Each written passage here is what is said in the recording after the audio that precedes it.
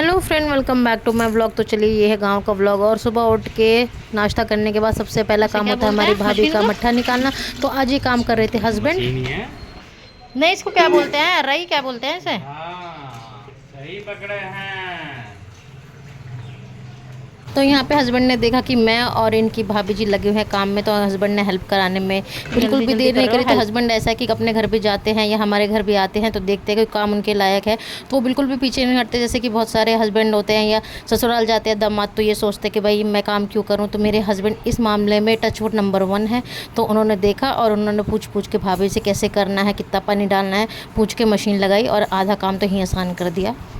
तो यहाँ पे हस्बैंड ने लगा दी थी मशीन और उसके बाद हम लोगों को बहुत ज़्यादा ही बिजी होने वाले थे क्योंकि हमको जाना था आज हस्बैंड के मामा और मौसी के यहाँ पे दावत। तो दावत तो एक बहाना था, बस ऐसे ही जाके मिलना था क्योंकि अगर शादी के 7 साल के बाद अगर हम ऐसे दावत पे जा रहे तो ये तो तरीके से फॉर्मेलिटी। और देखिए इधर हमारी साहबजादी अपने ताऊ जी के साथ खेल रही हैं। हाँ, ताऊ जी से बात कर लें हम तो। हाँ बेटा जी, हाँ मेरी लाल पली, हाँ नीने ताऊ जी से बात कर लें हम, है ना? कर लो बात। हाँ, अपनी तरफ करो इसका मुँह थोड़ा।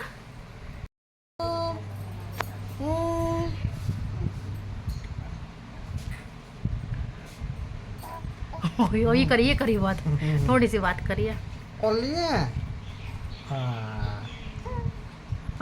शर्मा गई, परी शर्मा गई। तो यहाँ पे ताऊ जी से जितनी बात हुई परी ने अपनी तरफ से पूरी कोशिश करी और उसके बाद मैंने अपनी शहजादी को नहलाने का काम किया क्योंकि करते करते ना टाइम इतना ज़्यादा हो जाता है कि वक्त का पता ही नहीं लगता है गाँव में। और देखिए बस अब सब नहा धो के तैयार हो गए और उसके बाद खा पी के हम लोग निकल गए थे क्योंकि जाना था। और उसके बाद हमको और बीच रास्ते में और भी बहुत सारे काम थे क्योंकि गाँव से जब निकलते हैं ना तो एक बार में जितने काम हो सकते हैं ना पूरे दिन में उतनी करने की कोशिश की जाती है क्योंकि हस्बैंड का जो घर है ना वो शहर से बहुत ही ज़्यादा दूर है। और मुझे इस बात की सबसे ज़्यादा इरिटेशन होती है क्योंकि ना हस्बैंड अपने घर जाते ही ना मतलब निकलने में ना 100 बहाने करते, इतने तो लेडीज़ नहीं बनाते जितने मेरा हस्बैंड फेल कर देते हैं। और यहाँ पे देखिए हमारे साहबजादे को कितने ज़्यादा जो है इरिटेट हो गए। तो यहाँ पे साहबजादे की कोई बात नहीं मानेगी उनके पापा ने।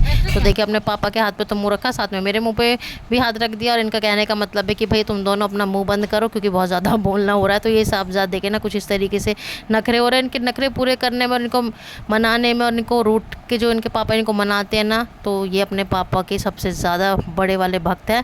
तो ये और इनके पापा दुनिया जाए भाड़ में, तो ये बस अपने पापा के सबसे ज़्यादा फेवरेट है और ये इनके पापा के फेवरेट है। तो देखिए कार ड्राइव करते वक्त भी बाप बेटों की कितनी अच्छी जुगलबंदी चली हुई है।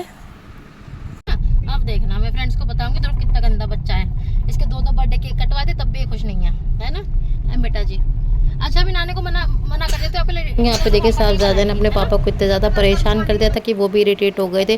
और इधर मैं ध्रुव को कह रही थी कि अपने पापा को परेशान मत करो, नहीं तो मैं मम्मी से फ़ोन करके यानी कि ध्रुव की नानी को फ़ोन करके बोल दूँगी कि ध्रुव के लिए इडली सांभर ना बनाए क्योंकि ध्रुव और ध्रुव के मामा दोनों ही इडली सांभर के बहुत बड़े फ़ैन हैं। और इधर मैं हस्बैंड से पूछ रही थी किस चीज़ की खेती हो रखी है, तो वो शायद बाजरा या भुट्टा किसी चीज़ को बोल रहे थे, तो मुझे इतना याद नहीं। और इधर देखिए साहबजादे अब बहुत ज़्यादा थक गए हैं मतलब उनके पापा उनको बार बार मना नहीं रहे हैं तो बहुत ही ज़्यादा गुमसुम और उदास हो गए हैं।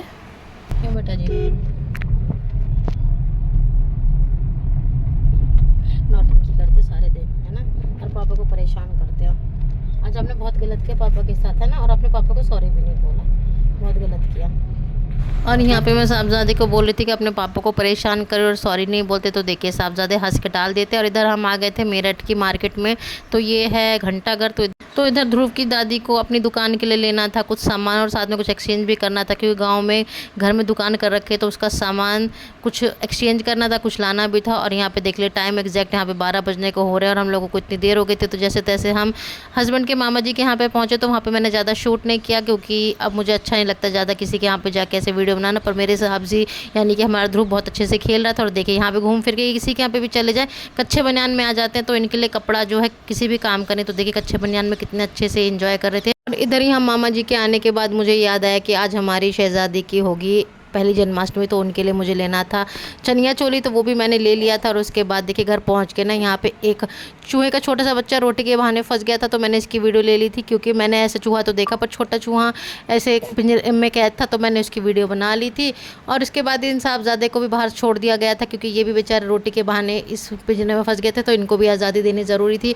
और उसके बाद हस्बैंड की मौसी जी अपने काम में लगी हुई थी क्योंकि अनाज का काम था तो वो उनको करना था। और देखिए शहज़ादे हमारे साहबज़ादे कहीं भी जाएंगे ना हेल्प में ज़रूर लगेंगे। तो ये बाप बेटे दोनों ऐसी हैं, सबके साथ हेल्प करने में ये पीछे नहीं हटते हैं। तो यहाँ पे भी साहबज़ादे ने हेल्प करवा दी थी और हमको हो गई थी यहाँ पे रात। और यहाँ पे मौसी जी से हम कुछ बातें कर रहे थे तो बस वो अपनी बातें बता रही थी, हम अपनी बातें कर रहे थे। और उसके बाद हमारे खाने के लिए हमसे पूछा गया क्या चाहिए। तो भैया देखो मामा जी के यहाँ तो हमको मिली थी पूरी और पनीर की सब्ज़ी, जो कि आजकल बहुत एक स्टैंडर्ड वाला खाना हो गया। और उसके बाद हमने मौसी से कहा भैया हमको बना दो खिचड़ी। पर मौसी के यहाँ पे जो खिचड़ी बनी थी उसमें इतनी ज़्यादा मिर्च थी कि भैया मेरे कान में धुआं निकल गया था। खाने में बहुत अच्छी थी पर जैसे तैसे मैंने खाई। और उसके बाद हस्बैंड और हम लोग पहुँच गए थे मोदी नगर। तो रास्ते में यहाँ पे है एक अग्रवाल चाट भंडार, तो मुझे उसकी चाट खाने का बहुत मन कर रहा था। साथ में मेरा पेट तो नहीं भरा था ना मेरा मन भरा था। तो मैंने कहा कि चलो आप मुझे चाट खिला दो। दुकान में बैठे बैठे हम करने लगे चाट का इंतज़ार, क्योंकि अगले दिन था जन्माष्टमी का फास्ट। तो मैंने हस्बैंड को बोला प्लीज़ मुझे चाट खानी है। तो मैंने चाट खाई और यहाँ पे वेट करते करते ना 5 या 10 मिनट 15 मिनट 20 मिनट इतना हो गया था, क्योंकि बहुत ज़्यादा वेटिंग थी। तो चाट वाले भैया ने पहले ही बोल दिया था कि इंतज़ार करना है, तो हम लोग इंतज़ार कर रहे थे। और उसके बाद हस्बैंड देखिए आ गए थे लेके मेरे लिए चाट। मैंने उनसे कहा आप भी खा लो, पर उन्होंने कहा कि नहीं मेरा पेट भरा है तुम खाओ।